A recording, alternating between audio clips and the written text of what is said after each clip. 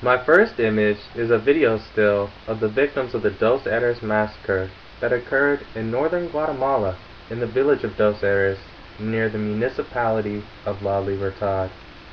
On December 6, 1982, 57 members of an elite Guatemalan Army Unit known as the Kiabiles entered the village disguised as leftist guerrillas in response to an ambush on an army convoy that had occurred 2 months earlier in the area. When the Kiabiles found no signs of weapons or guerrilla propaganda, they systematically began brutalizing the 251 residents of the village. Over the next 2 days, the Kiabiles tortured, sexually assaulted, and executed the men, women, and children of the village. Most were bludgeoned to death with hammers, and their bodies dumped into a dry well in the center of the village. From a human rights perspective, this is an especially heinous crime. At the time, General Efrain Rios Montt was the president of the military junta that ruled Guatemala, and continued the scorched earth campaign against the guerrillas. The term death squads came into public view during this era of repression in Central America. During the 36 years of Guatemalan Civil War, the UN has recorded 699 massacres, with 250,000 people killed or disappeared. 93% of those are attributed to the Guatemalan government, with the majority of the people killed ethnic Mayans. The image of these bodies strung along the road gives representation to the unknown masses who unjustly suffered and met their end during this brutal period of repression. Images like this matter.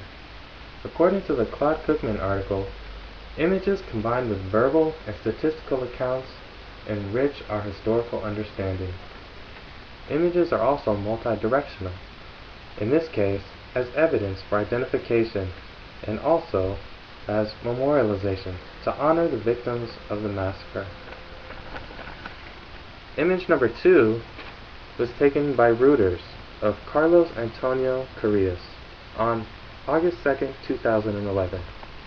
Carias and 2 other soldiers, members of the Kiabiles, were given 6,060 years in prison for crimes against humanity and the massacre that had occurred at Dos Erres.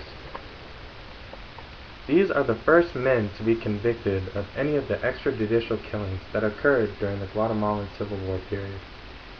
It has been a long road up to this point. Only since 2001 has a small monetary and moral compensation been given to the families of the victims. In 2002, the Guatemalan government finally accepted responsibility for the massacre, but had essentially stonewalled the family members of the victims and their call for justice against the perpetrators of the crime. It took the Inter-American Commission on Human Rights to intercede to have the case reopened, which is a testament to the still corrupt judicial system that dominates Guatemala. From a human rights point of view, this is a success, and hopefully the beginning of a trend of accountability for the abuse of power that occurred during this era in Central America.